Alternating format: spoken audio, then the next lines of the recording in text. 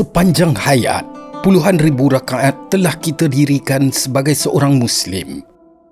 Jasad tunduk dan sujud mengikut ritma yang dihafal sejak kecil. Namun jika dinilai dari sudut etika pengabdian, adakah ritual harian ini sebuah dialog rohani yang tulen atau sekadar koreografi fizikal yang dikosongkan dari maknanya?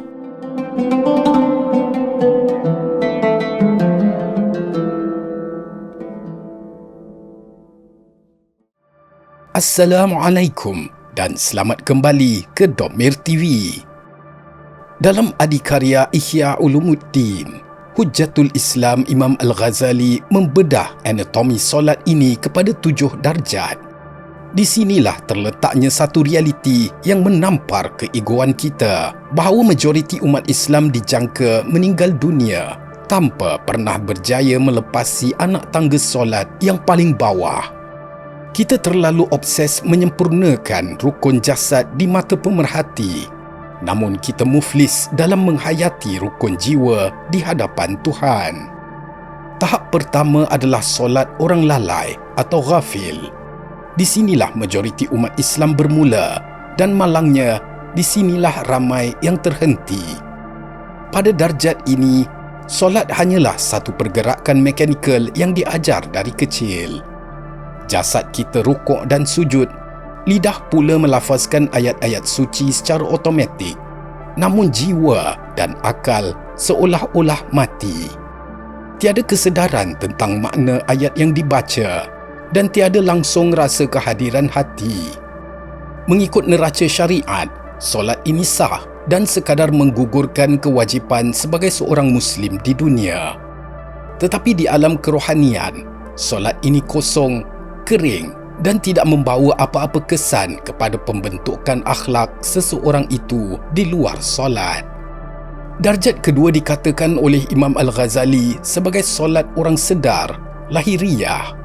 Pada tahap ini, pergerakan fizikal dalam solat mula diperbaiki. Surah Al-Fatihah dibaca dengan tajwid yang sempurna. Rukun tumakninah dijaga dan diteliti, dan seseorang itu sedar bahawa dia sedang berada di dalam solat. Namun, musuh utamanya wujud di dalam kepala. Hati masih belum dikawal. Sebaik sahaja mengangkat takbiratul ihram, minda mula melayang jauh. Kita teringat kunci kereta yang hilang, memikirkan hutang yang belum dibayar, atau merancang urusan perniagaan untuk esok hari.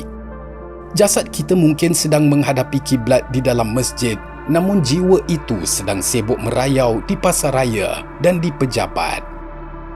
Apabila seorang hamba mula menyedari kelalaiannya, dia melangkah ke darjat ketiga, solat orang yang menjaga kehadiran hati.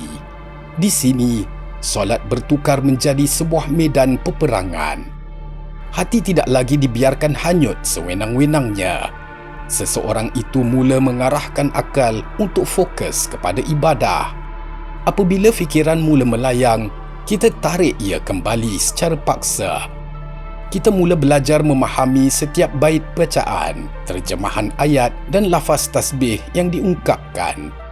Ini adalah fasa perjuangan atau mujahadah yang sangat memenatkan kerana syaitan akan menggempur diri kita dengan pelbagai bisikan, was-was. Tetapi kita berkeras dan enggan menyerah kalah.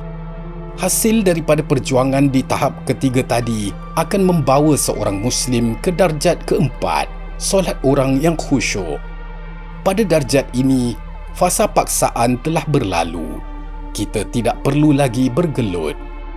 Hati kini benar-benar berasa lapang, tenang dan fokus. Seluruh pemikiran tertumpu sepenuhnya kepada Allah Subhanahu wa Ta'ala. Bunyi kipas, suara orang berjalan atau deringan telefon tidak lagi mampu mencuri perhatian seorang hamba yang sedang menghadap Tuhannya. Apabila mengangkat takbiratul ihram, kita merasai sepenuhnya ketakutan dan pengharapan, seolah-olah benar-benar sedang berdiri tegak di hadapan Raja segala raja. Dunia di luar sejadah telah hilang. Melangkaui kekhusyukan biasa, wujud tingkatan kelima yang dinamakan solat syuhud iaitu penyaksian. Ini adalah makam kerohanian yang tinggi. Di dalam solat ini, hamba tersebut bukan sekadar fokus, tetapi dia merasai keagungan dan kebesaran ilahi yang membanjiri hatinya. Seakan-akan segala hijab dan tirai dunia terselak dan dia dapat melihat kebesaran Tuhan dengan mata hatinya. Apabila dia melafazkan puji-pujian, dia sedar hakikat bahawa setiap zarah di dalam tubuhnya sedang memuji Sang Pencipta. Rasa kerdil, hina dan rindu bercampur baur menjadi satu kenikmatan rohani yang tidak dapat digambarkan dengan kata-kata. Tingkatan keenam melangkah lebih dalam ke zon esoterik atau rahsia, iaitu solat orang yang fana atau makam al-muqarrabin, mereka yang didekatkan. Di tahap ini, hati hanya tertumpu kepada Allah secara mutlak. Keasyikan dan kelazatan berinteraksi dengan Tuhan menyebabkan hamba itu lenyap dari kesedaran dirinya sendiri. Ego atau perasaan aku yang sedang bersolat telah hancur lebur atau fana. Dia terlupa akan kewujudan dirinya, terlupa akan sekelilingnya dan lenyap segala memori tentang makhluk. Yang wujud di dalam dimensi kesedarannya pada ketika itu hanyalah kewujudan Allah, pemilik alam semesta.